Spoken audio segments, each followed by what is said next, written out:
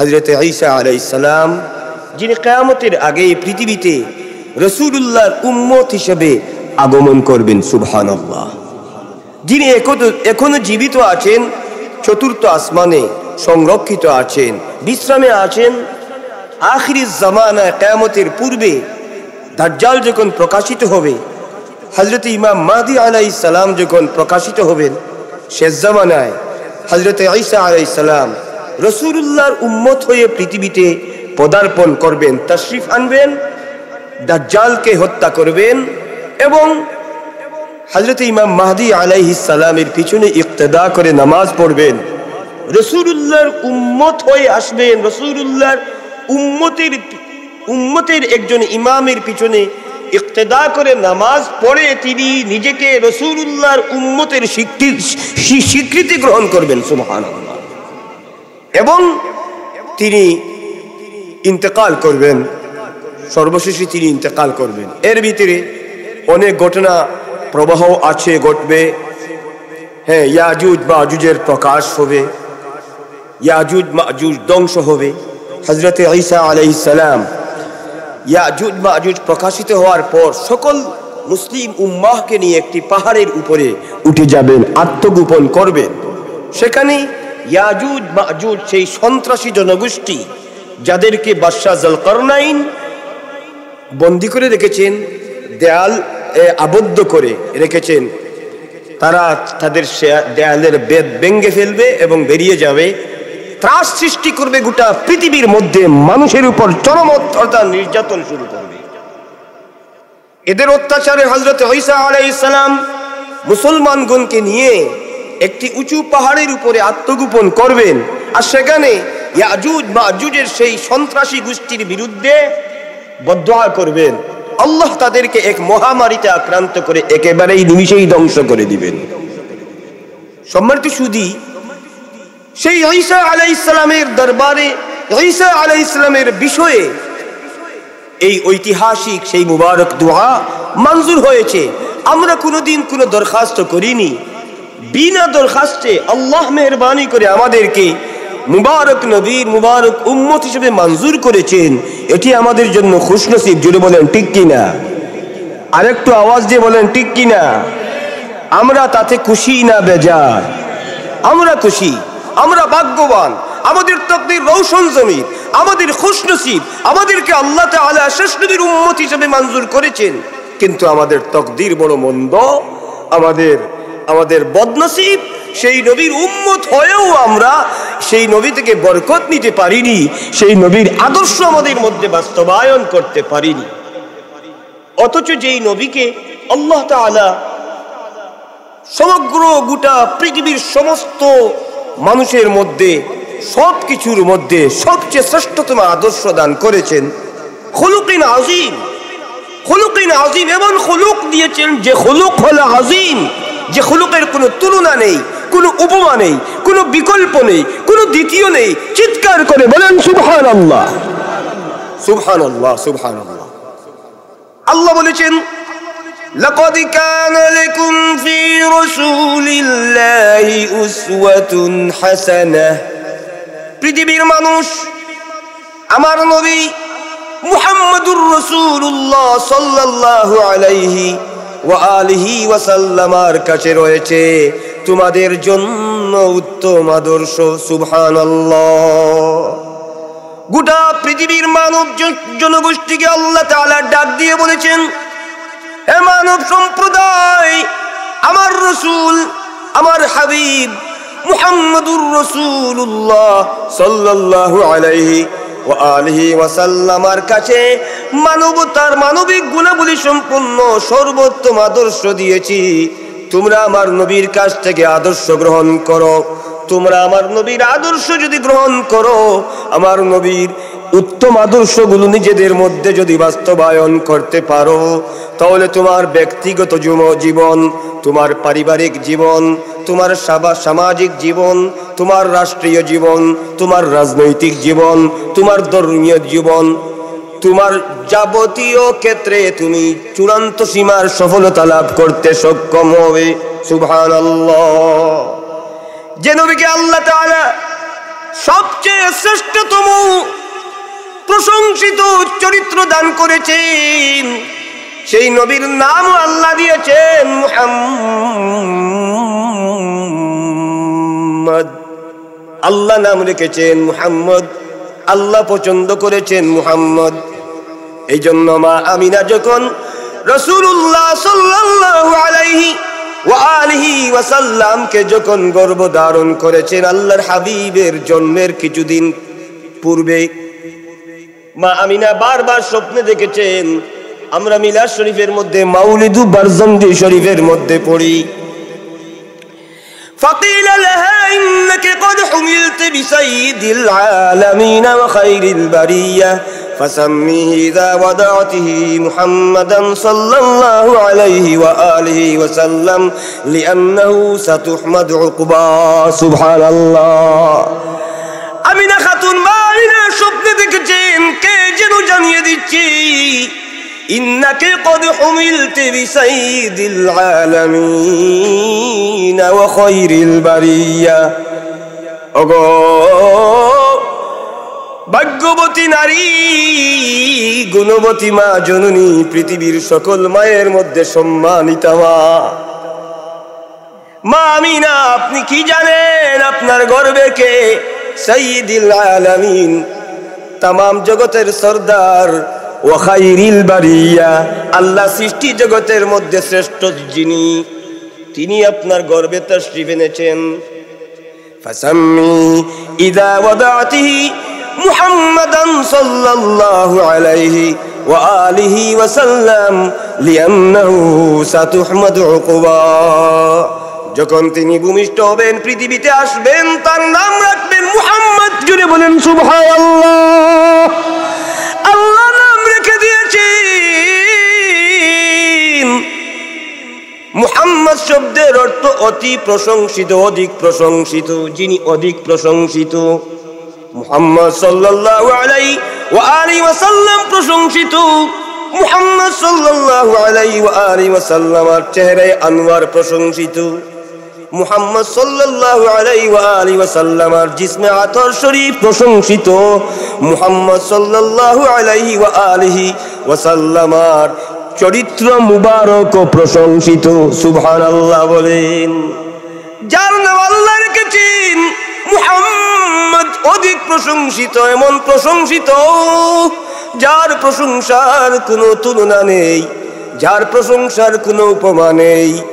এই জন্য ইমাম আবু হানিফা রাহমাতুল্লাহি আলাইহি কসিদাতুন নুমানের মধ্যে বলেছেন, ওয়াল্লাহি ইয়া ইয়াসিন মিসলুকা লাম ইয়াকুন, ওয়াল্লাহি ইয়া ইয়াসিন والله يا ياسين مثلك لم يكن في العالمين وحق من أنباك। আল্লাহর কসম করে বলছি, আয় ইয়াসিন, আয় রাসূলুল্লাহ, আল্লাহর প্রিয় প্রেমাস্পদ মুহাম্মাদুর রাসূলুল্লাহ সাল্লাল্লাহু আলাইহি ওয়া আলিহি ওয়াসাল্লাম, আপনার কোনো তুলনা নেই। গোটা পৃথিবীর মধ্যে, আল্লাহর গোটা পৃথিবীর মধ্যে, तमाम জমিনের মধ্যে আপনার সমতুল্য আর কেউ নেই। আপনার কোনো উপমা নেই, আপনার কোনো দ্বিতীয় নেই, বিকল্প নেই, তুলনা নেই, নজির নেই। আপনি বেনজির, বেমিসাল। সুবহানাল্লাহ।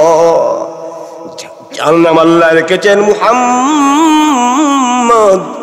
অধিক প্রশংসিত, সেই নবীকে আল্লাহ সর্বদিকে প্রশংসিত বানিয়েছেন। সুবহানাল্লাহ বলেন।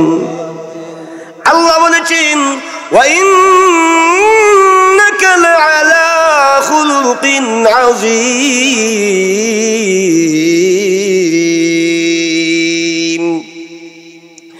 ইয়া রাসূলুল্লাহ, ইয়া হাবিবাল্লাহ, আপনাকে আমি সর্বোত্তম খুলুকিন আযীম, অতুলনীয় চরিত্রের অধিকারী বানিয়েছি।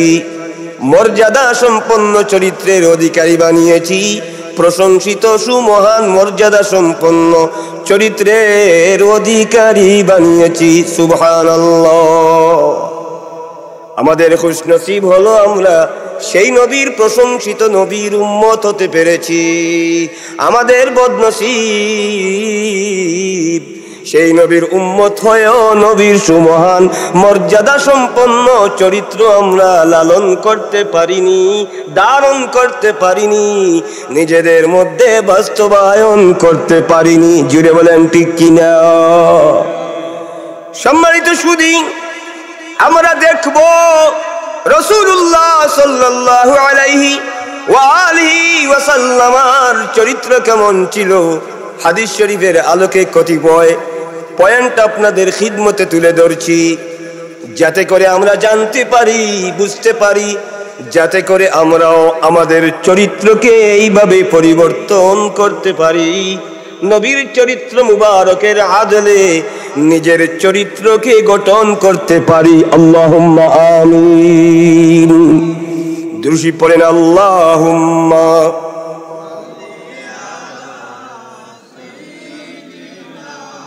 মাওলানা মুহাম্মাদ ওয়া আলা মাওলানা। আপন আপন কর মন রে, আপন তোমার কেহ নাই। আপন যেজন আছেন সেই জন, ওই যে সোনার মদিনায়। আল্লাহুম্মা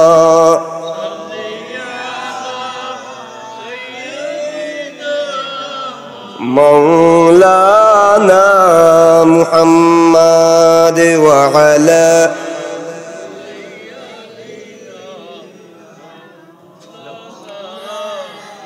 সম্মানিত সুধী, হাদিস জগতের প্রসিদ্ধ বিশুদ্ধ হাদিস গ্রন্থ সহিহ বুখারী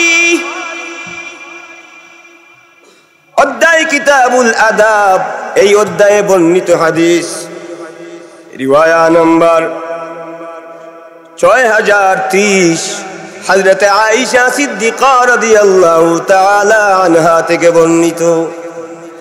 আম্মা জান আয়েশা সিদ্দিকা রাদিয়াল্লাহু তাআলা আনহা বর্ণনা করেছেন, একদিন আমার নবীর খিদমতে এক ইহুদি ব্যক্তি আসলো। নবীর দরবারে ইহুদি ব্যক্তি আসলো। নবীর দরবারে এসে ইহুদি বলল, আসসালামু আলাইকা। নবীর দরবারে ইহুদি এসে বলল, আসসালামু আলাইকুম, আয় মুহাম্মদ সাল্লাল্লাহু আলাইহি ওয়া আলিহি ওয়াসাল্লাম, আপনি মৃত্যুবরণ করুন। জুড়ে বলেন নাউযু বিল্লাহ। তার সালাম কি হয়েছে? জুড়ে বলেন সালাম কি হয়েছে? নবীর দরবারে এসেছে ইহুদি, আর নবীকে সম্বোধন করেছে, সালাম দিয়েছে আসসালামু আলাইকুম। মুসলমানের সালাম, যে সালামকে আল্লাহ মুসলমানের অভিবাদন বানিয়েছেন, সম্ভাষণ বানিয়েছেন। এক মুসলমান আরেক মুসলমানের জন্য দোয়া করবে, দোয়ার আদান প্রদান, দোয়া নিবেদন, ভালোবাসা নিবেদন, শ্রদ্ধা নিবেদনের মাধ্যম বানিয়েছেন। জুড়ে বলেন ঠিক কিনা? সেই সালামকে উপহাস করি, ঠাট্টা বিদ্রুপ করি, সেই সালামকে ইনসাল্ট করে, অবহেলা করে নবীর দরবারে এসে সালামকে বিগড়িয়ে বলল আসসালামু আলাইকুম। জুড়ে বলেন নাউযু বিল্লাহ। আমরা সালাম করি কিভাবে? আমাদের দেশে অনেক ধরনের সালাম আছে। জুড়ে বলেন ঠিক কিনা? অনেক ধরনের সালাম আছে না? আসসালামু আলাইকুম, এইটাও তো এক ধরনের সালাম। সালামু আলাইকুম, এইরকমও সালাম আছে। জুড়ে বলেন ঠিক কিনা? অনেক ধরনের সালাম আমরা দেই না। এই কোন ধরনের সালাম ঠিক নয়। সালাম হলো আসসালামু আলাইকুম। সালাম কি? জুড়ে বলেন আসসালামু আলাইকুম। রাসূলুল্লাহ সাল্লাল্লাহু আলাইহি ওয়া আলিহি ওয়াসাল্লাম সালামের প্রসার করার জন্য সালামের প্রসার করার জন্য, সালামকে বিবৃত করার জন্য, বিস্তৃত করার জন্য বারবার নির্দেশ দিয়েছেন। সালাম অত্যন্ত গুরুত্বপূর্ণ বিষয়। আল্লাহ তাআলা নির্দেশ দিয়েছেন, ওয়া ইযা হুয়্যিতুম বিতাহিয়্যাতিন ফাহাইয়ু বিআহসানা মিনহা আও রুদ্দুহা। এক মুসলমান আরেক মুসলমানকে যখন অভিবাদন জানায়, সম্ভাষণ জানায়, দুআর মাধ্যমে, এই দুআ আদান প্রদানের মাধ্যমে যে সালাম দিবে তার জবাব দেওয়া জরুরি, লাজিম, এই জন্য এটি ওয়াজিব। আল্লাহ বলেছেন আও রুদ্দুহা, বরং যতটুকু সে বলছে ততটুকু জবাব দিতে হবে, বরং উত্তম হলো আরেকটু বৃদ্ধি করে বাড়িয়ে জবাব দেওয়া উচিত। সুবহানাল্লাহ। সালাম অত্যন্ত গুরুত্বপূর্ণ বিষয়, জুড়ে বলেন ঠিক কিনা? সালাম আমাদের মধ্যে, আমরা মুসলমান, সালামের কোনো প্রসার নেই, আদত নেই। আমরা সালাম দেই কিন্তু সহিভাবে, বিশুদ্ধভাবে সালাম দিতে জানি না, জুড়ে বলেন ঠিক কিনা? আমরা উল্টা পাল্টা সালাম দিই। আমরা কিরকম সালাম দিই জুড়ে বলেন? জুড়ে বলেন, উল্টা পাল্টা সালাম দিই। সালাম শিখতে হবে। আমি কেমন মুসলমান, সালামই জানলাম না, আসসালামু আলাইকুম। আমরা অনেক সময় অন্যকে সালাম দিতে পারি না, এমন মানসিকতা আমাদের নেই।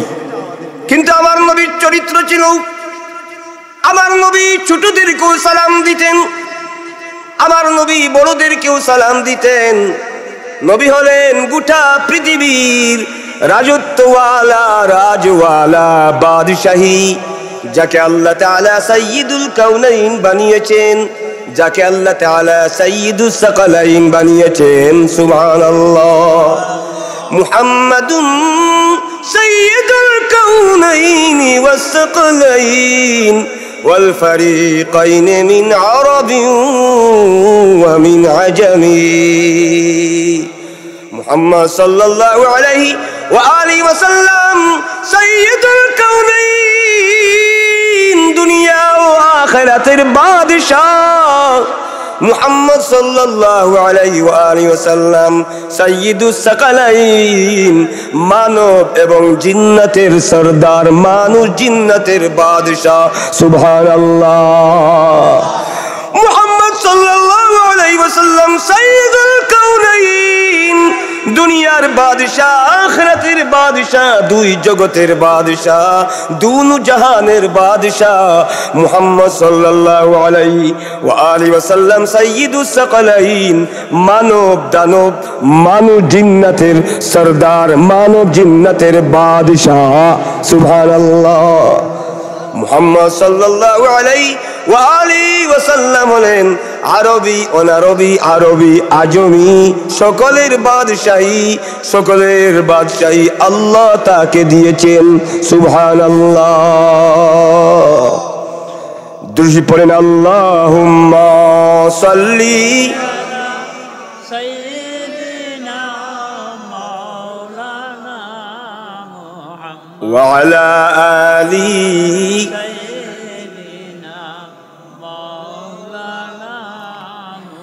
সম্মানিত সুধী, রাসূলুল্লাহ দুই জগতের বাদশাহ হওয়া সত্ত্বেও, আল্লাহর পরম চরম বন্ধু হওয়া সত্ত্বেও, খুলুকিন আযীমের অধিকারী হওয়া সত্ত্বেও, খায়রুল বারিয়া হওয়া সত্ত্বেও, এত মর্যাদা পাওয়া সত্ত্বেও আমার নবী আগে সালাম দিতেন, আগে সালাম দিতেন।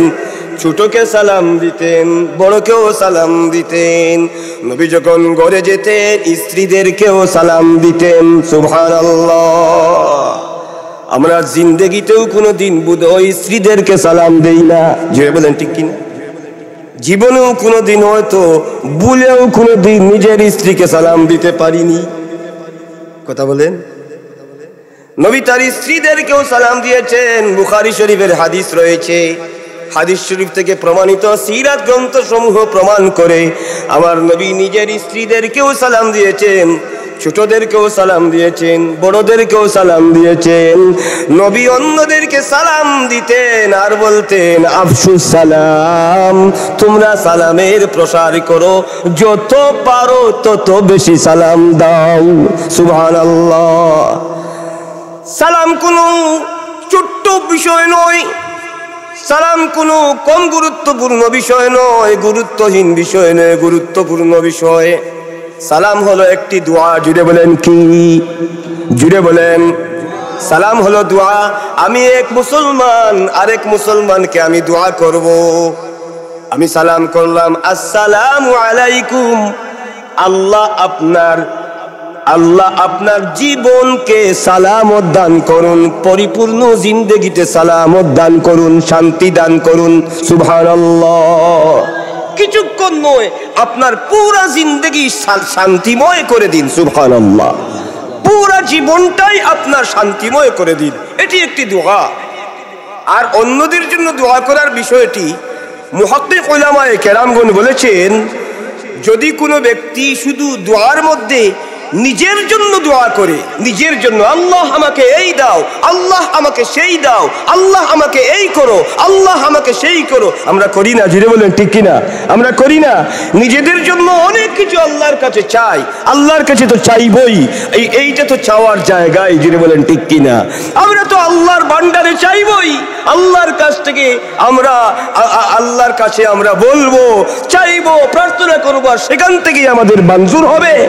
এটা তো ঠিক আছে, আমরা আল্লাহর কাছে চাই। কিন্তু দোয়ার উত্তম দোয়া হলো যে ব্যক্তি অন্যদের জন্য দোয়া করে, যে ব্যক্তি অন্যদের জন্য দোয়া করে সেই দোয়া ফিরত আল্লাহ দেন না।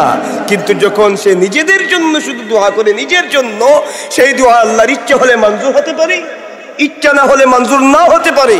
কিন্তু বান্দা যখন অন্য মুসলমানের জন্য দোয়া করে, বান্দা যখন আল্লাহর অন্য কোনো বান্দার জন্য খালিসভাবে দোয়া করে, আল্লাহর জাতের শরম লাগে সেই দোয়া না মঞ্জুর করতে। কারণ এই জন্য তার দোয়া মঞ্জুর করেন, সাথে সাথে তার নিজের বিষয়গুলো পূরণ করে দেন। একটু জুড়ে বলবেন না? এই জন্যই এই বিষয় থেকে সালাম, আমরা সালাম করি নিজেদের কল্যাণের জন্য। জুড়ে বলেন ঠিক কিনা? সালামের মাধ্যমে নিজেদের কল্যাণ হয়, আমার কল্যাণ হয়। কারণ আমি আল্লাহর আরেক বান্দার জন্য দোয়া করেছি, আসসালামু আলাইকুম, আল্লাহ আপনার পুরো জীবনকে শান্তিময় করে দিন। তাহলে আল্লাহর এক বান্দার জন্য আমি দোয়া করেছি। যখন আমি আল্লাহর কোনো বান্দার জন্য দোয়া করলাম, আল্লাহ খুশি হয়ে এই দোয়া তো মঞ্জুর করবেন, সাথে সাথে আমার যত অপূর্ণতা রয়েছে, আমার যত শূন্যতা রয়েছে, আমার যত চাহিদা রয়েছে, আমার যত চাওয়া পাওয়া রয়েছে, সবগুলোই মঞ্জুর করে দিবেন। সুবহানাল্লাহ। এই জন্য সালাম করা ভালো না, সালাম করা লাভ না লস। জুড়ে বলেন, সালাম করা লাভ। এই জন্য সালাম করতে হবে বিশুদ্ধভাবে, বিশুদ্ধভাবে সালাম করতে হবে। আমাদের দেশে একটি অভিযোগ আছে, হুজুরদের ব্যাপারে একটি অভিযোগ আছে। বলবো? জিরে বলেন বলবো? হুজুরদের ব্যাপারে একটি অভিযোগ আছে। অনেক হুজুররা নাকি সালাম করে না, তারা শুধু সালাম চায়। আমি জানি না, এই অভিযোগ অনেক শুনলাম, কিছু পরীক্ষাও করলাম, কিছুটা সফলতাও পেলাম। হ্যাঁ, কিছু ধরনের এই জন্য রিপোর্ট বিশুদ্ধ। কেন কেন হুজুররা সালাম করবে না? কেন কেন সালাম করবে না? নবী বলেছেন আফশুস সালাম। যেখানে নবী সালাম করেছেন, সব হুজুররা নয়, কিছু কিছু পরিবর্তন করতে হবে আমাদের সকলকে। জুড়ে বলেন ঠিক কিনা? পরিবর্তন করতে হবে আমাদের সকলকে। আগে নিজেকে বদলান, আমি আমাকে বদলাবো, গোটা পৃথিবী বদলে যাবে। কথা বলেন না? আমি যদি আমাকে বদলে ফেলি, গোটা পৃথিবী বদলে যাবে। সম্মানিত সুধী, নবী বলেছেন আফশুস সালাম, সালামের প্রসার করো। অতএব অন্য মুসলমানকে সালাম করতে হবে, অন্যরা সালাম করবে, এর অপেক্ষা করার কোনো প্রয়োজন নেই। বরং উত্তম হলো এবং বিশুদ্ধ পদ্ধতি হলো, মাসনুন তরিকা হলো, নবীর তরিকা হলো নিজে আগে সালাম দেয়া। সুবহানাল্লাহ। নিজে আগে, জুড়ে বলেন, নিজে আগে সালাম দেয়া। সম্মানিত সুধী, কিছু মানুষ আছে যারা সালামের অপেক্ষা করে, কিছু মানুষ এমন আছে যারা সালামের অপেক্ষা করে। আমি এক ব্যক্তি যাকে আমি চিনি, নাম বলবো না, আমাদের এলাকার এক মুরব্বী সাহেব, সবাই সালাম করে, আর আমার ব্যক্তিগতভাবে আদত মানুষদেরকে সালাম করি। সম্মানিত সুধী, আমি আমার আদত মোতাবেক সালাম দেই। হঠাৎ একদিন মনে আসলো, ওই লোক কোনোদিন একদিন আমাকে সালাম করলো না, আজ পরীক্ষা করে নিব, আজ আমি সালাম করব না, সালাম করব একটু পরে, সালাম করব একটু বিলম্ব করে, সালাম করব, আজ দেখে নিব বিষয়টি কি। আমি একটু অপেক্ষা করছি, তিনি আমার সম্মুখে আসার সাথে সাথেই আদত মোতাবেক আমাকে বলছেন ওয়ালাইকুম আসসালাম। আমি সালামই করি। কথা বোঝা যায় নাই? বুঝতে পেরেছেন? আমি সালামই করলাম না, তিনি বলে ফেলছেন ওয়ালাইকুম আসসালাম। এই বিষয়টিতে কি বোঝা গেল?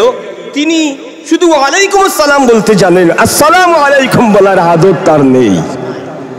জুড়ে বলেন ঠিক কিনা? একজন মুসলমানের এমন আদত হওয়া উচিত নয়, একজন মুসলমানের এমন আদত হওয়া উচিত নয় যেখানে আমার নবী, মায়ার নবী, নূরের নবী বলেছেন আফসুস সালাম, যত পারো তত সালাম দাও, সালামকে প্রসার করো, যত বেশি সালাম দরকার, যতবার দেখা হয় ততবার সালাম করো। সুবহানাল্লাহ। কারণ মুসলমানকে সালাম করলে যে সালাম করে তার লাভ হয়। সুবহানাল্লাহ। এই সালাম যখন রাসূলুল্লাহ সাল্লাল্লাহু আলাইহি ওয়া আলিহি ওয়াসাল্লাম সালামের প্রসারের নির্দেশ দিলেন, সাহাবায়ে কেরামগণ রাসূলুল্লাহ সাল্লাল্লাহু আলাইহি ওয়া আলিহি ওয়াসাল্লামের দরবারে এসে আসসালামু আলাইকুম বলেন। এক মুসলমান আরেক মুসলমানকে দেখার সাথে সাথে আসসালামু আলাইকুম সম্ভাষণ জানায়, অভিবাদন জানায়। হযরত আয়েশা সিদ্দিকা রাদিয়াল্লাহু তাআলা আনহা বর্ণনা করেছেন, এক ইহুদি ব্যক্তি আমার নবীর দরবারে আসলো আর নবীকে সালাম দিল, আসসালামু আলাইকুম, আসসালামু আলাইকুম। আয় মুহাম্মদ সাল্লাল্লাহু আলাইহি ওয়া আলিহি ওয়াসাল্লাম, আপনি মৃত্যুবরণ করুন। জোরে বলেন নাউযুবিল্লাহ। আয়েশা সিদ্দিকাকে আমাদের আম্মা, জোরে বলেন ঠিক কিনা? নবীর কনিষ্ঠ স্ত্রী, ছোট্ট স্ত্রী, প্রিয়তমা স্ত্রী, আমাদের মা আম্মা জান উম্মুল মুমিনিন। সহিহ বুখারী শরীফ অধ্যায় কিতাবুল আদাব, এই অধ্যায়ে বর্ণিত হাদিস, আম্মা জান আয়েশা সিদ্দিকা রাদিয়াল্লাহু তাআলা আনহা একটা নবীর স্ত্রী আর একটা নবীর উম্মত। যেটা বলেন ঠিক কিনা?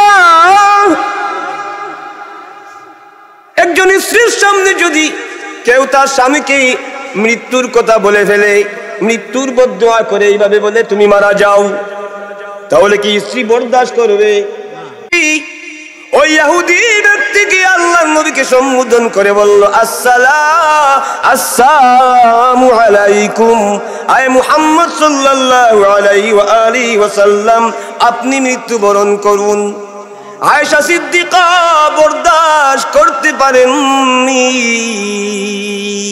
তিনি রেগে যান, তিনি ক্ষুব্ধ হয়ে যান, রাগান্বিত হয়ে যান, উত্তেজিত হয়ে যান, আর তিনি জবাব দিতে লেগে গেলেন। জবাব দেওয়া শুরু করলেন। আয়েশা সিদ্দিকা রাদিয়াল্লাহু তাআলা আনহা তাকে জবাব দিলেন আলাইকুম ওয়া লা'নাকুমুল্লাহ ওয়া গাদিবাল্লাহু আলাইকুম। তুমি আমার নবীকে বলছো আসসালামু আলাইকুম, আয় মুহাম্মদ সাল্লাল্লাহু আলাইহি ওয়া আলিহি ওয়াসাল্লাম, আপনি মৃত্যুবরণ করুন। আলাইকুম, তুমি মৃত্যুবরণ করো। জবাব দিয়েছেন ওয়া লা'নাকুমুল্লাহ, তোমার উপর আল্লাহর অভিশাপ বর্ষিত হোক। ওয়া গাদিবাল্লাহু আলাইকুম, এবং তোমার উপর আল্লাহর পক্ষ থেকে গজব নাজিল হোক। কে বলেছেন? জুড়ে বলেন, কথা বলেন না। মা আয়েশা বলেছেন, নবীর পক্ষে বলেছেন না নবীর বিপক্ষে বলেছেন? নবীর পক্ষ ধরে বলেছেন না নবীর বিপক্ষ হয়ে বলেছেন? নবীর মুহব্বত নিয়ে বলেছেন না মুহব্বত ছাড়া বলেছেন? নবীর মুহব্বত নিয়ে আয়েশা সিদ্দিকা জবাব দিলেন, কঠোর জবাব দিলেন, কঠিন ভাষায় জবাব দিলেন, সমুচিত জবাব দিলেন, বাড়িয়ে জবাব দিলেন, উত্তেজিত হয়ে জবাব দিলেন। আমার নবী আয়েশা সিদ্দিকা রাদিয়াল্লাহু তাআলা আনহাকে সম্বোধন করে বললেন মাহলান ইয়া আয়েশা, হে আয়েশা, তুমি এত উত্তেজিত হও না, এত কঠোর হও না, তুমি নরম হও, তুমি নমনীয়তা অবলম্বন করো, ভদ্রতা অবলম্বন করো। সুবহানাল্লাহ। হযরত আয়েশা সিদ্দিকা রাদিয়াল্লাহু তাআলা আনহা নবীর মুহাব্বত নিয়ে নবীর পক্ষ ধরে ইহুদিকে জবাব দিয়েছিলেন। নবী বললেন, থামো, তুমি এত উত্তেজিত হয়েছো কেন? তুমি এত কঠোরতা অবলম্বন করো কেন? তুমি নমনীয়তা অবলম্বন করো, তোমাকে নিজেকে শান্তি করো। সুবহানাল্লাহ। আয়েশা সিদ্দিকা রাদিয়াল্লাহু তাআলা আনহা আরজ করলেন, ইয়া রাসূলুল্লাহ, ইয়া হাবিবাল্লাহ, আপনি কি শুনেননি গো নবীজি, ওই ইহুদি আপনার দরবারে এসে কি বলেছে? নবী জবাব দেন, আয়েশা রে, আমি শুনেছি। হে আয়েশা, আমি শুনেছি। আমি তো জবাব দিয়ে দিয়েছি। সে যা বলেছে আমি তার কথা তার দিকে ঘুরিয়ে দিয়েছি, কিন্তু তার কথা আল্লাহর দরবারে মঞ্জুর হবে না। আমি আল্লাহর নবী, আমি যা বলেছি আল্লাহর দরবারে তা মঞ্জুর হবে। জুড়ে বলেন সুবহানাল্লাহ। এই নবীকে আল্লাহ বলেছেন, ওয়া ইন্নাকা লাআলা খুলুকিন আযীম।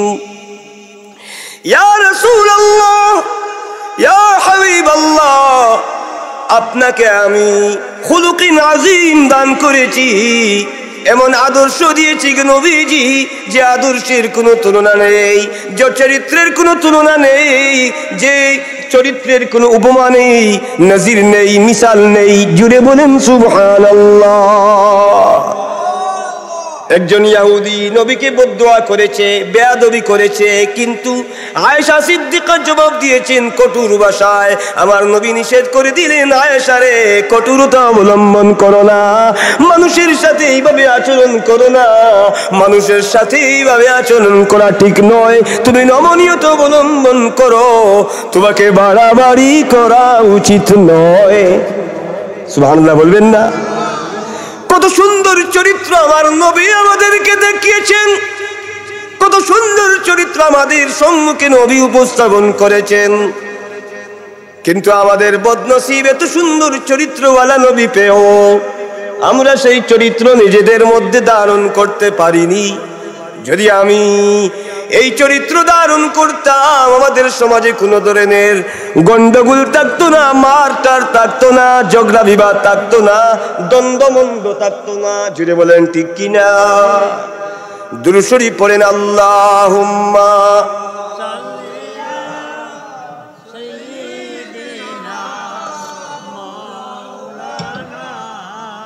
ওয়া আলা আলি সাইয়্যিদিনা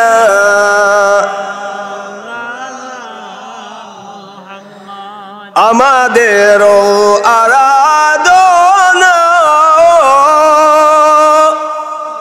ওহে মুদির রব্বানা, নূর নবীজিকে দেখাইয়া পুরাও মনের বাসনা। আল্লাহুম্মা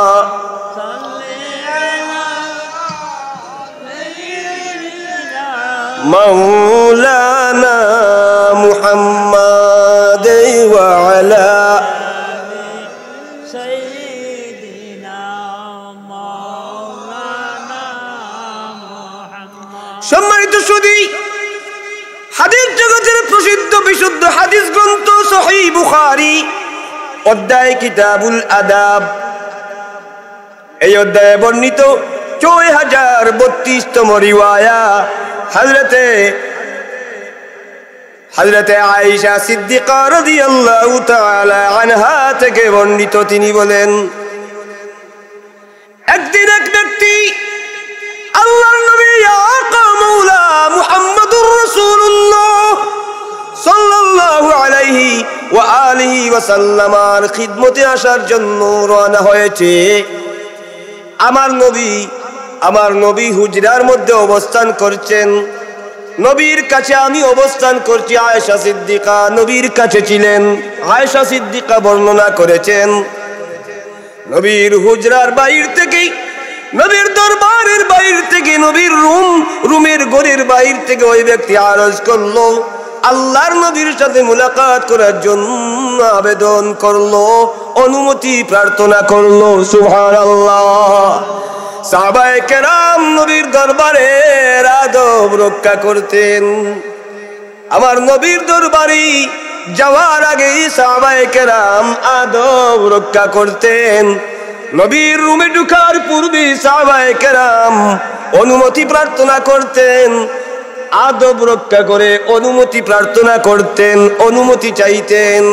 আমার নবীর পক্ষ থেকে যদি অনুমতি দেয়া হতো, সাহাবায়ে কেরাম লোকেরা আল্লাহর নবীর রুমে প্রবেশ করতেন। সুবহানাল্লাহ। কারণ আমার নবী সাধারণ কোনো মানুষ নন, যাকে আল্লাহ তাআলা গোটা পৃথিবীর রাজওয়ালা বানিয়েছেন। সুবহানাল্লাহ। মুহাম্মদ হ্যায়, মুহাম্মদ হ্যায় খুরশীদ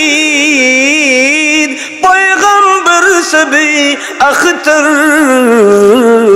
मुहम्मद है खुर्शीद पैगंबर सब अख्तर, मुहम्मद है महबूबे, मुहम्मद है महबूबे बेचून दावर।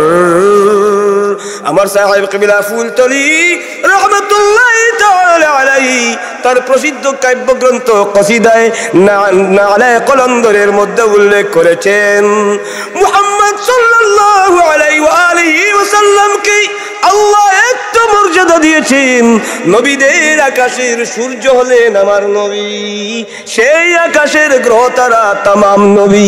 সুবহানাল্লাহ বলেন। নবীদের আকাশের সূর্য আমার নবী,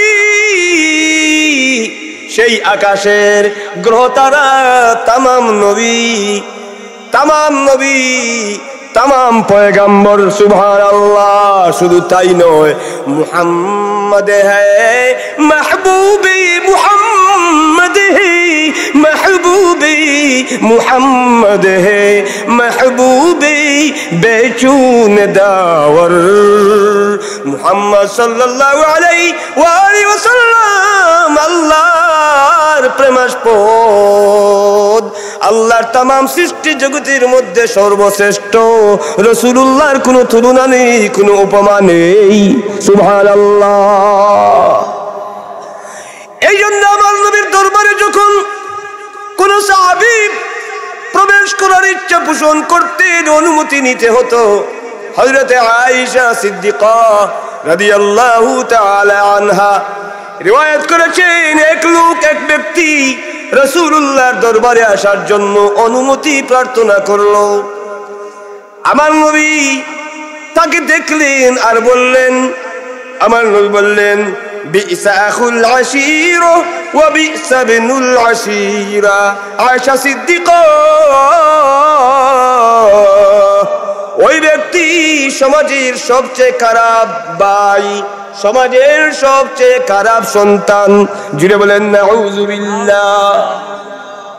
আমাদের সমাজে এমন কিছু মানুষ আছে কিনা, জুড়ে বলেন ঠিক কিনা, যাকে দেখলে লোকেরা বুঝে ফেলে, যাকে দেখা মাত্রই বোঝা যায়, যাকে দেখা মাত্রই সকলেই বলা বলি করে, ওই লোকটি সমাজের সবচেয়ে বড় শয়তান মানুষ। জুড়ে বলেন ঠিক কিনা।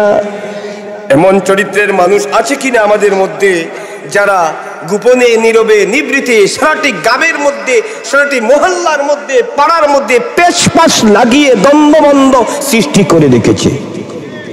কথা বলেন না, আপনারা কি বেজার হয়ে যাচ্ছেন? এই ধরনের চরিত্র আমাদের মধ্যে আছে কিনা?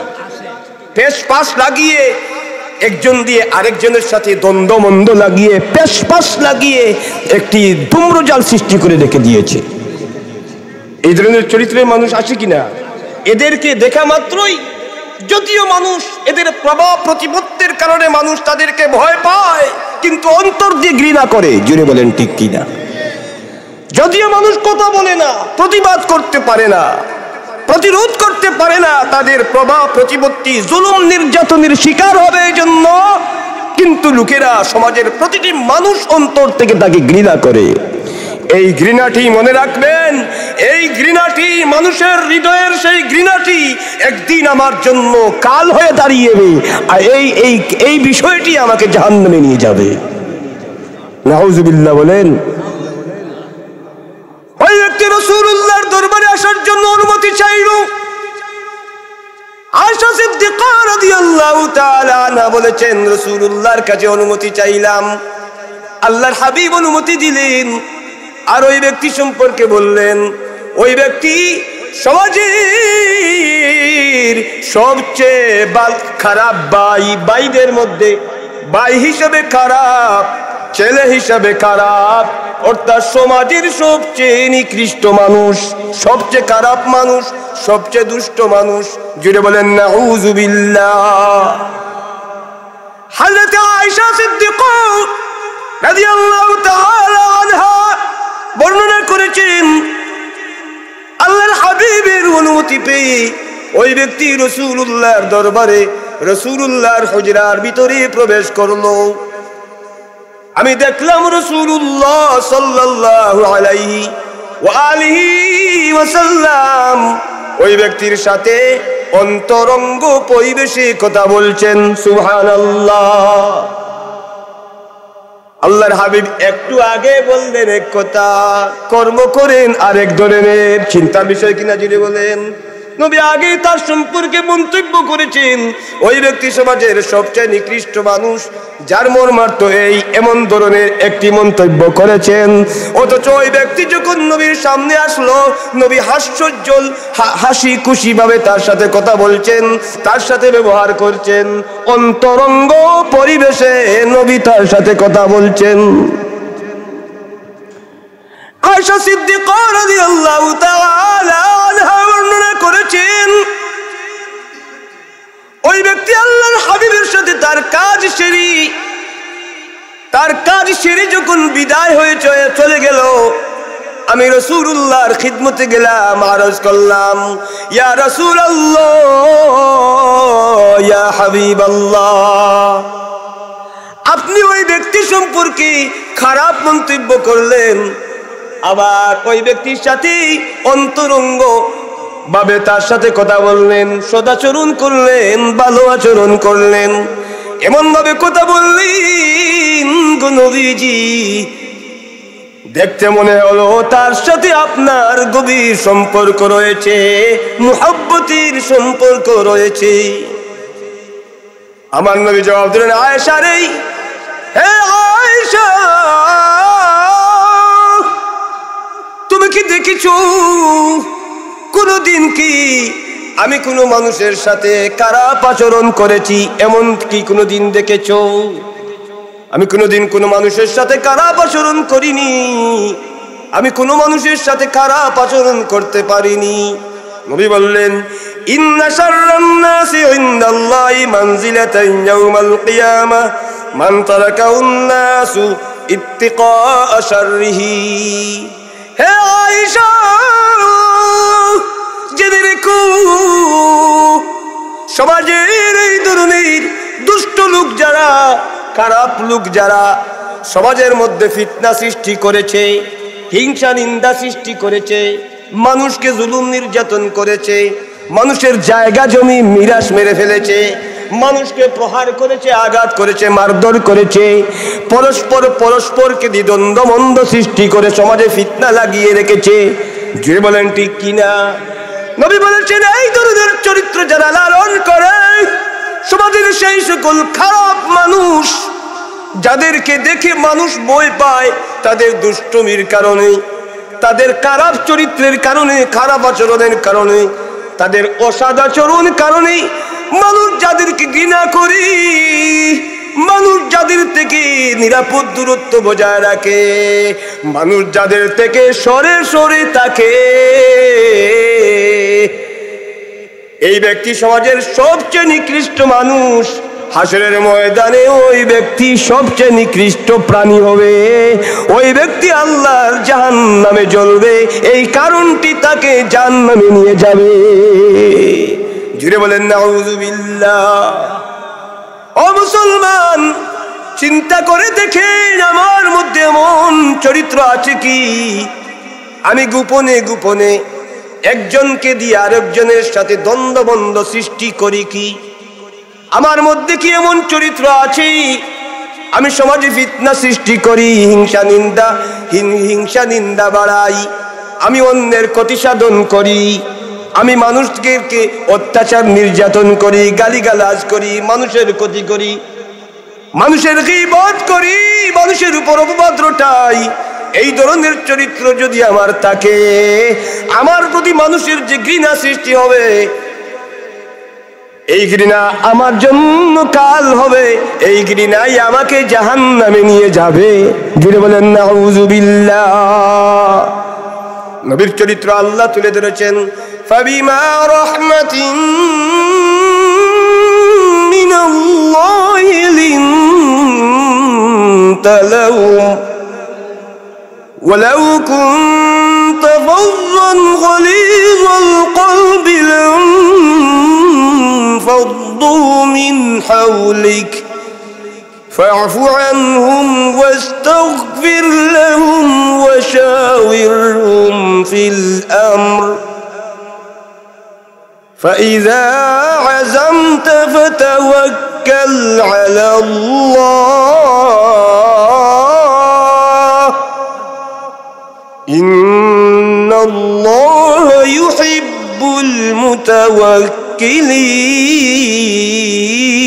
المتوكلين। আল্লাহ বলেছেন, ফাবিমা রাহমাতিন মিনাল্লাহি লিনতা লাহুম, আমার রাসূলকে আমি অনুগ্রহ করেছি, রহমত বানিয়ে প্রেরণ করেছি গোটা পৃথিবীর মানুষের জন্য। আল্লাহর হাবিবের চরিত্র আল্লাহ বয়ান করেছেন, ওয়ালাউ কুনতা ফাযযান গালিযাল কলবি লানফাদ্দু মিন হাওলিক ইয়া রাসূলুল্লাহ ইয়া হাবিবাল্লাহ, আমি আপনার অন্তরকে কঠিন বানাইনি, আমি আপনার অন্তরকে আমি শক্ত বানাইনি, পাষাণ্ড বানাইনি, আপনার অন্তরকে আপনার কলবকে আমি নরম বানিয়েছি, আমি আপনার কলবকে রহমতওয়ালা বানিয়েছি। যদি আপনার অন্তর কঠিন হতো, পাষাণ্ড হৃদয়ওয়ালা আপনি হতেন, লানফাদ্দু মিন হাওলিক, লোকেরা আপনার দ্বারে কাছে আসতো না। তাতে বোঝা যায় আমার নবী এমন চরিত্র লালন করেছেন।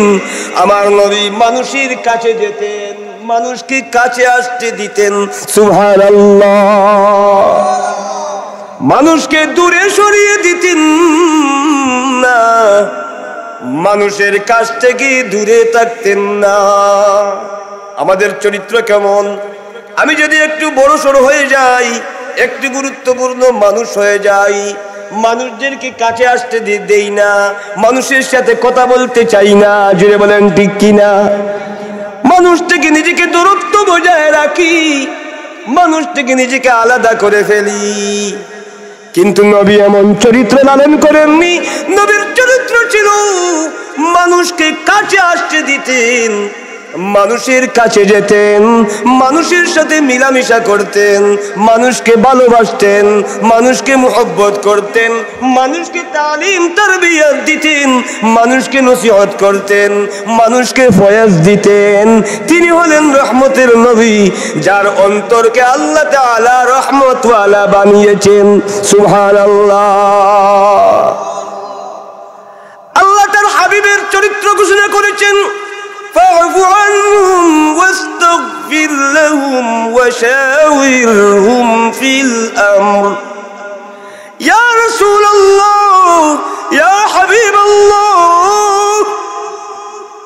আপনার চরিত্র হলো গো নবীজি, আপনি মানুষদেরকে ক্ষমা করে দেন। ফাফু আনহুম, আপনার সাথে যদি কেউ অসদাচরণ করে, আপনাকে যদি কেউ গালিগালাজ করে, আপনাকে যদি কেউ বেয়াদবি করে, আপনার বিরুদ্ধাচরণ করে, আপনার বিরুদ্ধে অপবাদ রটায়, আপনার দুর্নাম করে, দয়াল নবী গো ফাফু আনহুম, আপনার চরিত্র হলো আপনি আল্লাহর বান্দাদেরকে মাফ করে দেন। ওয়াস্তাগফির লাহুম, এবং আপনি তাদের জন্য আল্লাহর কাছে মাগফিরাত চান। সুবহানাল্লাহ। আপনার চরিত্র নিজে মাফ করে দেন, শুধু তাই নয়, আপনার চরিত্র ওয়াস্তাগফির লাহুম, আল্লাহ যেন তাকে মাফ করে দেন, আল্লাহর কাছেও তার জন্য মাগফিরাত চান। শুধু নিজে মাফ করে দিন, এখানেই শেষ নয়। নিজে মাফ করে দিয়ে ক্লান্ত হয়ে যান না, থেমে যান না। ফাফু আনহুম ওয়াস্তাগফির লাহুম, আপনি তাকে মাফ করে দিন এবং আল্লাহ যেন তাকে মাফ করে দেন, সেই জন্য আল্লাহর কাছে তার পক্ষে সুপারিশ করেন, তার জন্য মাগফিরাত চান। সুবহানাল্লাহ। আল্লাহ বলেছেন ওয়াশাওিরহুম ফিল আমর ফাইযা আযামতা ফাতাওয়াক্কাল আলাল্লাহ ইন্নাল্লাহা ইউহিব্বুল মুতাওয়াক্কিলিন। ইয়া রাসূলুল্লাহ, আপনার চরিত্র হলো আপনি তাদের সাথে পরামর্শ করে সিদ্ধান্ত গ্রহণ করেন। নবীর চরিত্র হলো নবী কোনো সিদ্ধান্ত, সঠিক কোনো কঠিন সিদ্ধান্ত নেয়ার ক্ষেত্রে সাহাবায়ে কেরামকে নিয়ে পরামর্শ করতেন। সুবহানাল্লাহ। নবীকে আল্লাহ এমন মর্যাদা দিয়েছেন, যার কাছে আল্লাহর ওহী আসতো, জুড়ে বলেন ঠিক কিনা? যার কাছে আল্লাহর ওহী আসতো, যার কাছে আল্লাহ তাআলা সব সময় সব কিছু জানিয়ে দিতেন, ইলমে গায়ব আল্লাহ তাআলা যাকে দিয়েছেন, ওহীর মাধ্যমে আল্লাহ তার হাবিবকে অদৃশ্যের খবরগুলো জানিয়েছেন। আল্লাহ তাআলা নবীকে এমন ক্ষমতা দিয়েছেন, এমন পাওয়ার দিয়েছেন, নবী নিজে ইচ্ছা করলে সিদ্ধান্ত নিতে পারতেন। নবী যা সিদ্ধান্ত নিবেন তাই হবে শরীয়ত, তাই হবে সঠিক। জোরে বলেন ঠিক কিনা? কিন্তু নবীর চরিত্র এমন ছিল, আল্লাহ বলেছেন ফাইযা আযামতা ফাতাওয়াক্কাল ওয়াশাওিরহুম ফিল আমর, আপনি সলা পরামর্শ করে সিদ্ধান্ত নেন। সুবহানাল্লাহ। সিদ্ধান্ত নেওয়ার ক্ষেত্রে আপনি সকলের পরামর্শ গ্রহণ করেন। নবী আমাদের জন্য চরিত্র রেখে গেছেন, কোন সিদ্ধান্ত নেওয়ার ক্ষেত্রে সকলের পরামর্শ নিয়ে সিদ্ধান্ত গ্রহণ করো। সুবহানাল্লাহ বলেন না? তুমি পরিবারের কর্তা, পরিবারের প্রধান, পরিবারে তোমার ছোট ছোট সদস্য আছে, যে কোনো বিষয়ে সিদ্ধান্ত নিতে তুমি পারো, আমি নিতে পারি। জোরে বলেন ঠিক কিনা? আপনি নিতে পারেন। নবীর আদর্শ হলো পারিবারিক বিষয়ে কোনো সিদ্ধান্ত নেয়ার ক্ষেত্রে যদিও আমি এককভাবে সিদ্ধান্ত নেয়ার ক্ষমতা রাখি, পরিবারের সকলকে ডেকে সম্মিলিতভাবে সকলের পরামর্শের ভিত্তিতে একটি সিদ্ধান্ত নিতে পারি। যদি এইভাবে করি আমার পরিবার সুন্দর হবে, এইভাবে করি আমার পরিবার সুপ্রতিষ্ঠিত হবে, এইভাবে করি আমার পরিবার সফলতা পাবে। যদি সমাজে আমি নবীর এই চরিত্র বাস্তবায়ন করি, এই সমাজ সুন্দর হবে। নবীর চরিত্র যদি বাস্তবায়ন করতে পারি, গোটা পৃথিবী সুন্দর হয়ে যাবে। দুরূদ পড়েন আল্লাহুম্মা সাল্লি মাওলানা মুহাম্মদ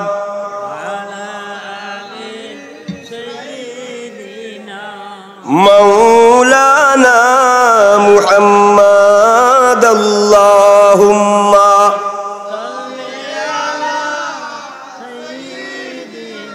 মাওলানা মুহাম্মদ ওয়া আলা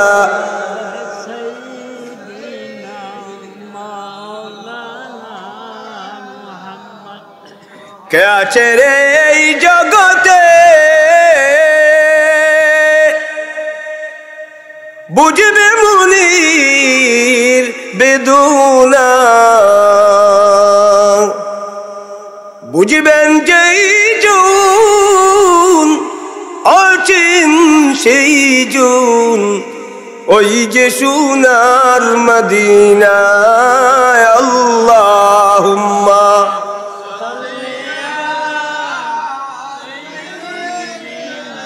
মাওলানা মুহাম্মাদ ওয়া আলা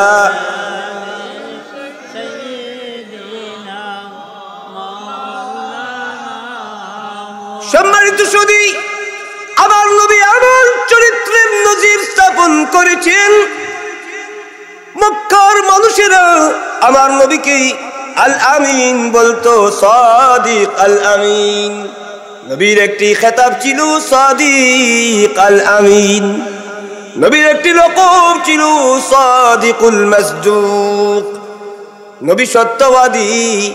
আর নবী এমন, নবী যা বলেন সব কিছু সত্য, নবীর সব কথা বিশ্বস্ত। সুবহানাল্লাহ। সাদিকুল মাসদুক মানে হলো তিনি যা বলেন তা সত্য, তিনি সত্যবাদী। আর মাসদুক, সাদিকুল মাসদুক, তিনি এমন কথা বলেন যা বিশ্বস্ত, যা বিশ্বাসযোগ্য, যা বিশ্বাস করা যায়, নির্দ্বিধায় বিশ্বাস করা যায়, বিশ্বাস করতে কোনো প্রবলেম নেই, অসুবিধা নেই। সুবহানাল্লাহ। নবীর খেতাব হলো সাদিকুল আমিন, নবীর খেতাব হলো সাদিকুল মাসদুক, সাদিক আল আমিন। কোন মুসলমান নবীকে বলতো না, মক্কার কাফির কুরাইশেরা, কাফির মুশরিকেরা নবীকে বলতো সাদিকুল আমিন। জুড়ে বলেন সুবহানাল্লাহ।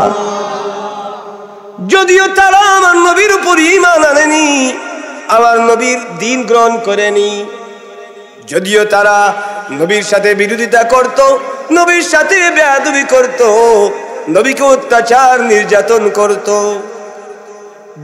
যদিও নবীকে অত্যাচার নির্যাতন করত, নবীর বিরুদ্ধে লড়াই করত, যুদ্ধ করত, জিহাদ করত, নবীকে মেরে ফেলার চেষ্টা করত, বহু ধরনের ষড়যন্ত্র করত, তবুও তারা মনে প্রাণে বিশ্বাস করত মুহাম্মদ সাল্লাল্লাহু আলাইহি ওয়া আলিহি ওয়াসাল্লাম সাদিকুল আমিন। আপনি আমার রক্তের মানুষ, আপনি আমার অনুসরণ করেন, আপনি আমাকে ভালোবাসেন, আপনি তো অবশ্যই আমার প্রশংসা করবেন কিনা? কিন্তু বিপক্ষের মানুষ যদি বিপক্ষের মানুষের প্রশংসা করে, এই প্রশংসাটা অত্যন্ত গুরুত্বপূর্ণ বিষয়। জুড়ে বলেন ঠিক কিনা? আমি বুঝাতে পেরেছি কি? বুঝা গেছে তো? বিপক্ষের মানুষ এগেনস্ট যদি কোনো প্রশংসা করে, হে যদিও সে আমার এগেনস্ট, যদিও আমি তার এগেনস্ট, কিন্তু তার চরিত্র খুবই ভালো, এটি অত্যন্ত গুরুত্বপূর্ণ বিষয়। জুড়ে বলেন ঠিক কিনা? জুড়ে বলেন ঠিক কিনা? কেননা এগেনস্ট যারা, আমার প্রতিপক্ষ যারা, আমার বিপক্ষে যারা, তারা তো আমার শুধু দোষ খুঁজবে, আমার দুর্নাম করার জন্য তারা চেষ্টা করবে। সেখানে দুর্নাম না করে তারা যদি প্রশংসা করে, এটি অত্যন্ত গুরুত্বপূর্ণ। যিনি বলেন ঠিক কিনা? মক্কার কাফির কুরাইশরা নির্দ্বিধায় সকলে বলতো সাদিকুল আমিন। শুধু তাই নয়, তারা বিশ্বাস করত মুহাম্মদ সাল্লাল্লাহু আলাইহি ওয়া আলিহি ওয়াসাল্লাম জীবনে কোনোদিন মিথ্যা কথা বলেননি। একটি হাদিস আপনাদের খিদমতে পেশ করি।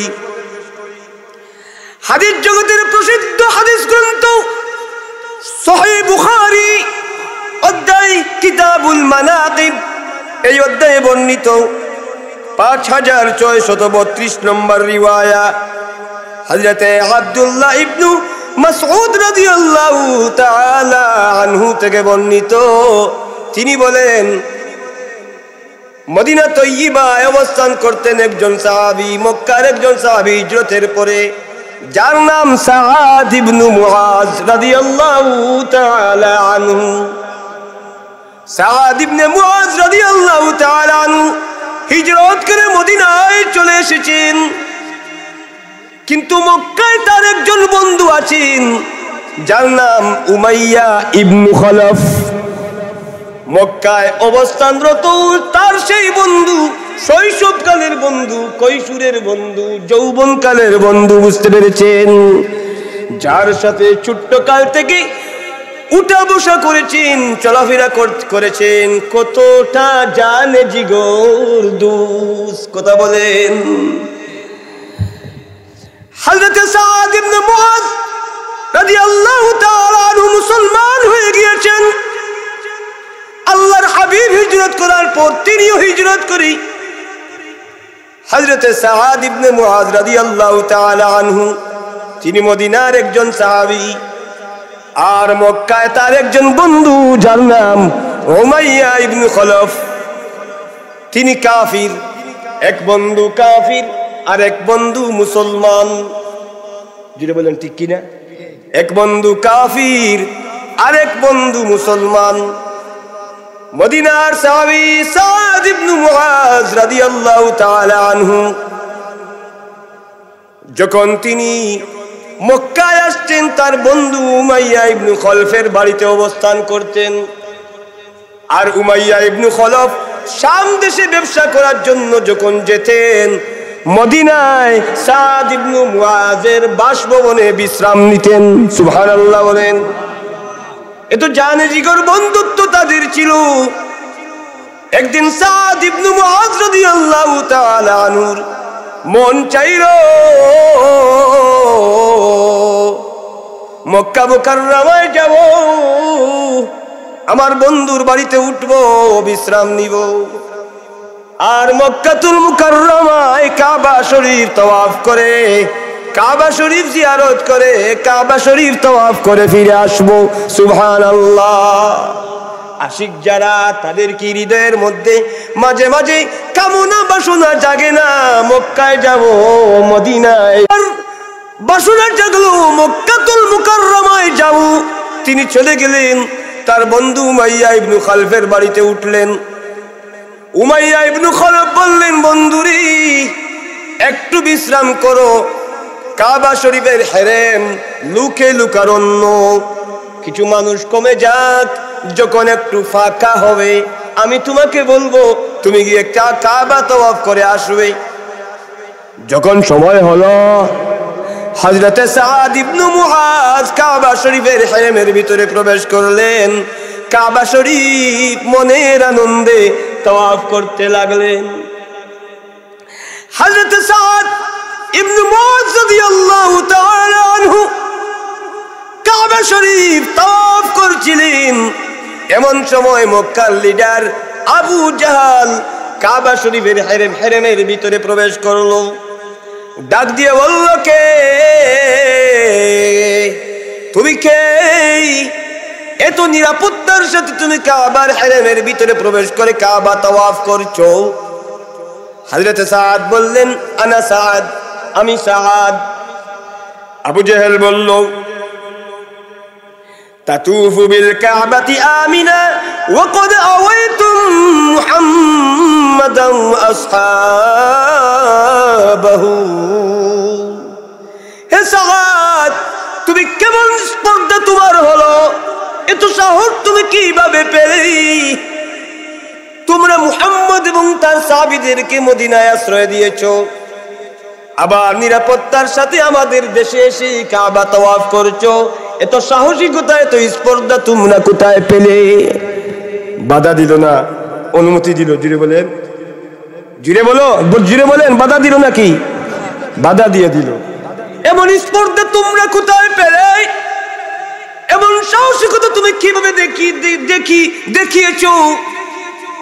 যেখানে তোমরা মুহাম্মদ এবং তার সাহাবীদেরকে মদিনায় আশ্রয় দিয়েছো, সেখানে আমাদের মক্কা মুকাররমায় এসে কাবার হেরেমে নিরাপত্তার সাথে তুমি কাবা তাওয়াফ করা সাহসিকতা, স্পর্ধা তুমি কোথায় পেলে? এই কথা বলার পর হযরত সাদ ইবনে মুআজ রাদিয়াল্লাহু তাআলা আনহু এবং মক্কার লিডার আবু জেহেলের মধ্যে তর্কাতর্কি সৃষ্টি হলো। ঠিক এমন সময় সাআদ ইবনে মুআযের সেই বন্ধু, মক্কার বন্ধু, কাফির বন্ধু উমাইয়া ইবনে খলফ, মনে আছে কি আপনাদের? যার বাড়িতে তিনি থাকেন, মক্কায় আসলে যার বাড়িতে থাকেন। আর কাফির উমাইয়া ইবনে খলফ যদি শাম দেশে সিরিয়ায় ব্যবসা করার জন্য যান, মদিনায় তার বন্ধু সাদের বাড়িতে থাকেন। সেই উমাইয়া ইবনে খলফ আসলেন আর হযরত সাদ ইবনে মুআয রাদিয়াল্লাহু তাআলা আনহুকে সম্বোধন করে বললেন, লা তারফাউ সাওতাকা আলা আবিল হাকাম ফাইন্নাহু সাইয়্যিদু আহলিল ওয়াদি। হে আমার বন্ধু, তুমি আওয়াজ নিচু করো, উচ্চ স্বরে কথাবার্তা বলো না, কেননা সে হলো আবুল হাকাম অর্থাৎ আবু জেহেল। ফাইন্নাহু সাইয়্যিদুল ওয়াদি, সে আমাদের এলাকার সর্দার, আমাদের নেতার সাথে তুমি এইভাবে কথা বলতে পারো না। বন্ধু তো বন্ধুর পক্ষে থাকার কথা ছিল কিনা? জুড়ে বলেন। জানে জিগর বন্ধু তো তাকে বলে, বন্ধুর দুঃসময়ে যে বন্ধু পাশে থাকে।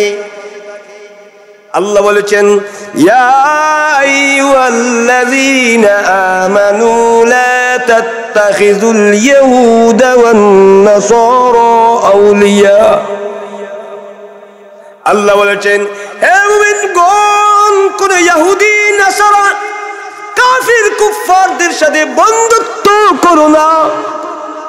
এদের সাথে তোমাদের বন্ধুত্ব চলে না, এরা গাদ্দার। ওদের সাথে বন্ধুত্ব করবে, তুমি গাদ্দারির শিকার হবে। ওদের সাথে বন্ধুত্ব করবে, ওরা তোমার ক্ষতি করবে। ওদের সাথে বন্ধুত্ব করো না, আল্লাহ নিষেধ করেছেন।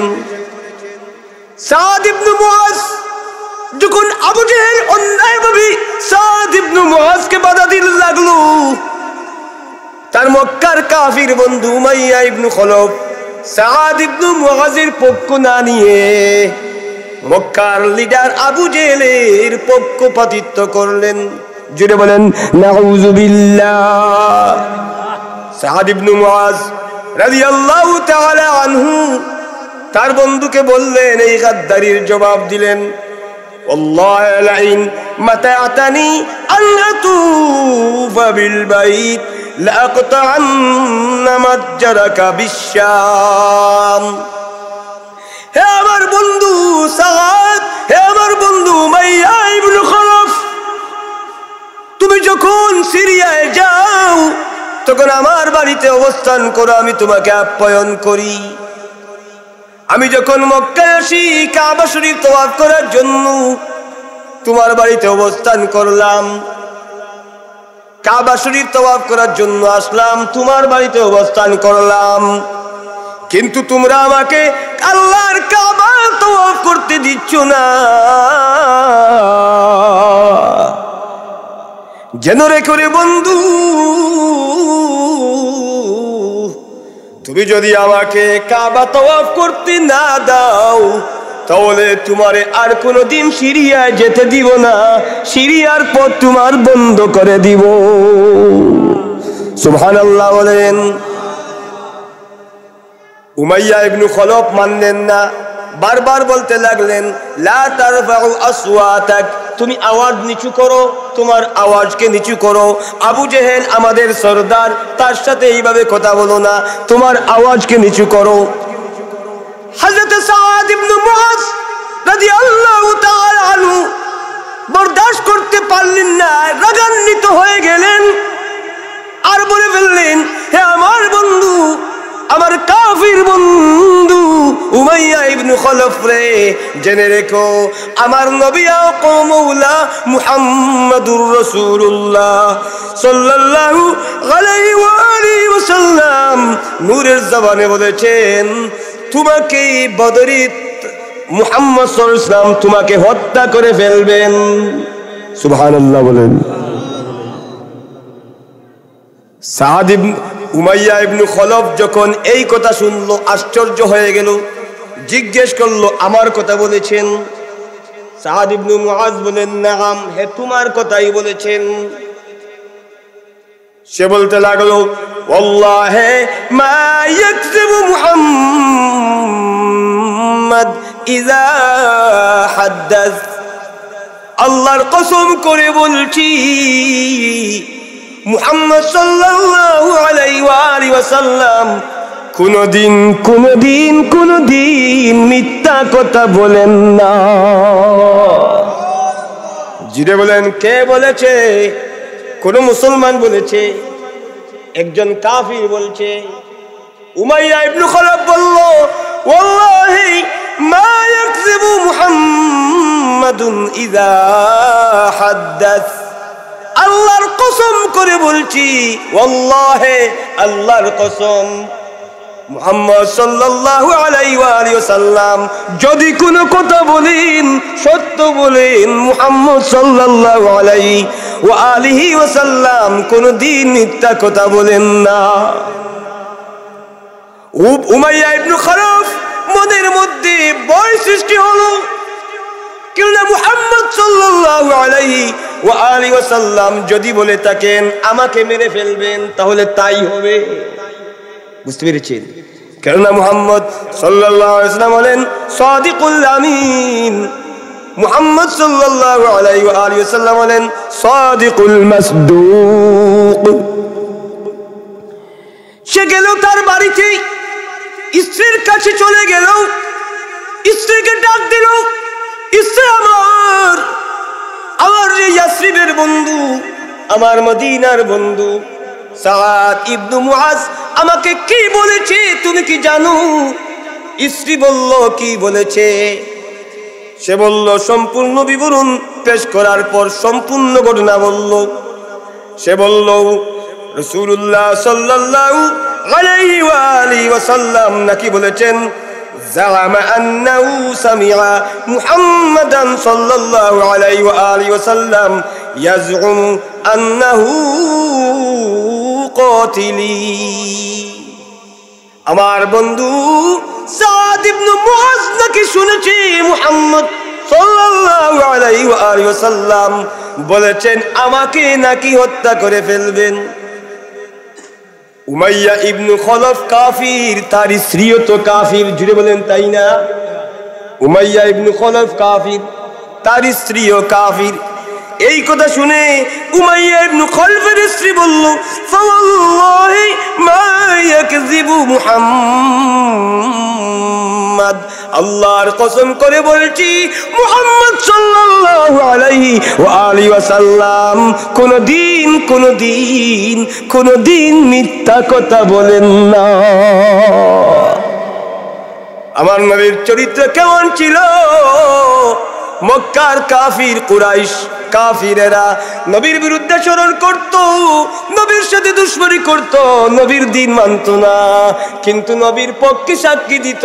আল্লাহর কসম মুহাম্মদ সাল্লাল্লাহু আলাইহি ওয়াসাল্লাম কোনদিন মিথ্যা কথা বলেন না। মুহাম্মদ সাল্লাল্লাহু আলাইহি ওয়াসাল্লাম মিথ্যাবাদী নন। মুহাম্মদ সাল্লাল্লাহু আলাইহি ওয়াসাল্লাম যা বলেন তাই করেন। মুহাম্মদ সাল্লাল্লাহু আলাইহি ওয়াসাল্লাম যা বলেন তাই হয়ে যায়। সুবহানাল্লাহ। দুরূদ শরীফ পড়েন, আল্লাহুম্মা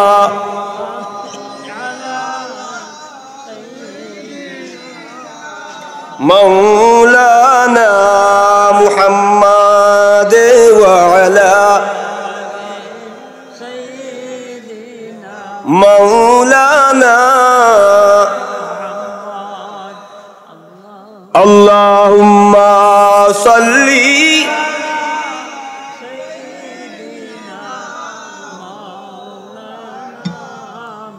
ওয়া আলা আলি সাইয়্যিদিনা। সম্মানিত সুধী, হযরত আব্দুল্লাহ ইবনে মাসউদ রাদিয়াল্লাহু তাআলা আনহু বর্ণনা করেছেন, কিছুদিন পর যখন বদরের যুদ্ধের এলান হলো, বদরের যুদ্ধের জন্য ডাক আসলো, মক্কার আবু জেহেল মক্কার কুরাইশদেরকে একত্রিত করতে লাগলো। এমন সময় এই উমাইয়া ইবনে খালাফের স্ত্রী তার স্বামীকে ডাক দিয়ে বলল, আমার স্বামী, আপনি কি ভুলে গেছেন? আপনার কি স্মরণ আছে? আপনার ইয়াসরিবের বন্ধু কি বলেছেন? মুহাম্মদ সাল্লাল্লাহু আলাইহি ওয়া আলিহি ওয়াসাল্লাম আপনাকে হত্যা করে ফেলবেন। খবরদার, খবরদার, আপনি বদরে যাবেন না। মুহাম্মদ সাল্লাল্লাহু আলাইহি ওয়া আলিহি ওয়াসাল্লাম মিথ্যা কথা বলেন না। উমাইয়া ইবনে খালাফ আবু জেহেলকে জানিয়ে দিল, আমি বদরে যেতে পারবো না, আমি যুদ্ধে যাব না।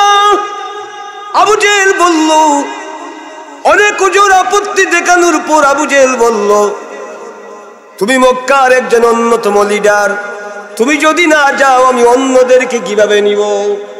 কাজেই তুমি আমাদের সাথে রওনা হও।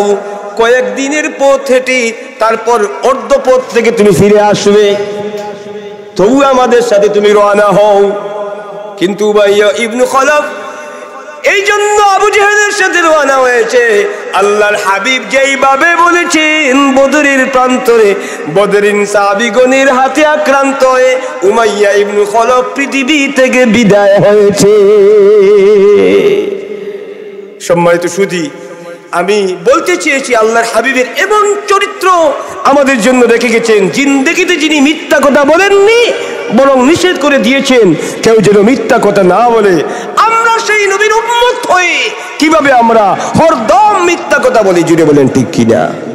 মিথ্যা কথা কিভাবে আমরা বলি? কাজেই আমাদেরকে নবীর চরিত্র মুবারক অনুসরণ করতে হবে, নবীর চরিত্রকে জানতে হবে, নবীর চরিত্র মুবারক চরিত্রের আদলেই আমাদের চরিত্রকে গঠন করতে হবে।